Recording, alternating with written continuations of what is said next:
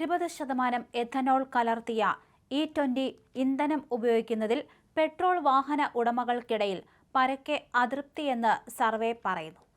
E20 petrol രാജ്യത്ത് പൂർണ്ണമായും ലഭ്യമാക്കി 1 വർഷം പിന്നിടുമ്പോൾ പഴയ വാഹനങ്ങൾ ഓടിക്കുന്നവർക്കിടയിൽ നടത്തിയ സർവേയിലാണ് ഇത്തരത്തിൽ പദ്ധതിക്കെതിരെ വാഹന ഉടമകളുടെ അതൃപ്തി വർദ്ധിക്കുന്നതായി കണ്ടെത്തിയത്.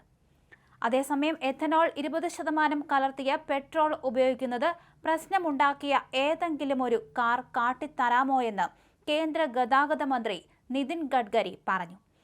E20 ഇന്ധനം വാഹനങ്ങളുടെ ഇന്ധനക്ഷമത കുറയ്ക്കുകയും എഞ്ചിന്റെ കേടുപാടിന് കാരണമാവുകയും ചെയ്തുവെന്ന വിമർശനം ഉയരവെയാണ് ഇത്തരത്തിൽ മന്ത്രി ഇങ്ങനെ പ്രതികരിച്ചിരിക്കുന്നത്. America, Brazil, Canada, Thailand, Japan, European രാജ്യങ്ങൾ എന്നിവയുൾപ്പെടെ നിരവധി രാജ്യങ്ങളിൽ പതിറ്റാണ്ടുകളായി എഥനോൾ കലർത്തിയ പെട്രോൾ ഉപയോഗത്തിലുണ്ടെന്ന് മന്ത്രാലയം അറിയിച്ചു. ഇന്ധനക്ഷമതയും വാഹനത്തിന്റെ പ്രകടനവും പാസഞ്ചർ കാറുകളിൽ 40,000 കിലോമീറ്ററിലധികവും ഇരുചക്ര വാഹനങ്ങളിൽ 20,000 കിലോമീറ്ററിലധികവും നടത്തിയ പരിശോധനയിൽ വാഹനത്തിന്റെ ഓട്ടത്തെയോ ഇന്ധനക്ഷമതയോ ഇത് കാര്യമായി ബാധിക്കുന്നില്ലെന്ന് automotive research association of India നടത്തിയ പരീക്ഷണങ്ങൾ ഉദ്ധരിച്ച് സർക്കാർ വ്യക്തമാക്കി. മൈലേജിൽ ചെറിയ മാറ്റങ്ങൾ മാത്രമാണ് കണ്ടെത്താൻ സാധിച്ചത്. E20 വേണ്ടി രൂപകൽപ്പന ചെയ്തിട്ടുള്ള വാഹനങ്ങൾക്ക് എഥനോളിന്റെ ഉയർന്ന ഓക്ടെയ്ൻ റേറ്റിംഗിൽ നിന്ന് പ്രയോജനം നേടാനാകുമെന്നും സർക്കാർ പറഞ്ഞു. എഞ്ചിൻ തകരാറിലാകുമോ?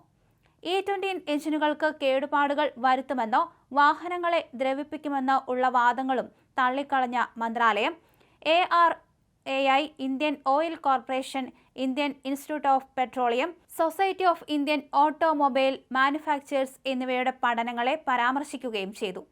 പെട്രോളുമായി ബന്ധപ്പെട്ട് നമ്മൾ ഈയിടെയായി ഏറ്റവും കൂടുതൽ കേൾക്കുന്ന വാക്ക് തന്നെയാണ് E20, അതായത് 20% എഥനോൾ ചേർന്ന പെട്രോൾ.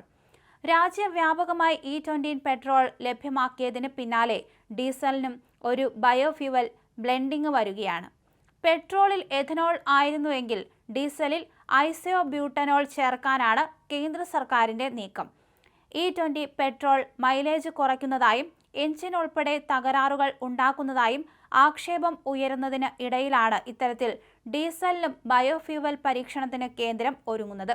എന്തായാലും ഈ ഒരു പരീക്ഷണാടിസ്ഥാനത്തിൽ വ്യാപകമായ വിമർശനങ്ങളാണ് ഉയർന്നു വന്നിരിക്കുന്നത്. അതിനെതിരെയാണ് നിതിൻ ഗഡ്കരി പറഞ്ഞിരിക്കുന്നത്. എഥനോൾ ഉപയോഗിച്ച വാഹനങ്ങൾക്കൊന്നും തന്നെ കേടുപാടുകൾ സംഭവിച്ചിട്ടില്ല. ഏതെങ്കിലും കേടുപാടുകൾ സംഭവിച്ചിട്ടുണ്ടെങ്കിൽ ഒന്ന് കാണിച്ചു തരണം എന്ന് തന്നെയാണ് ഇത്തരത്തിൽ ഗതാഗത മന്ത്രി വെല്ലുവിളിച്ചിരിക്കുന്നത്.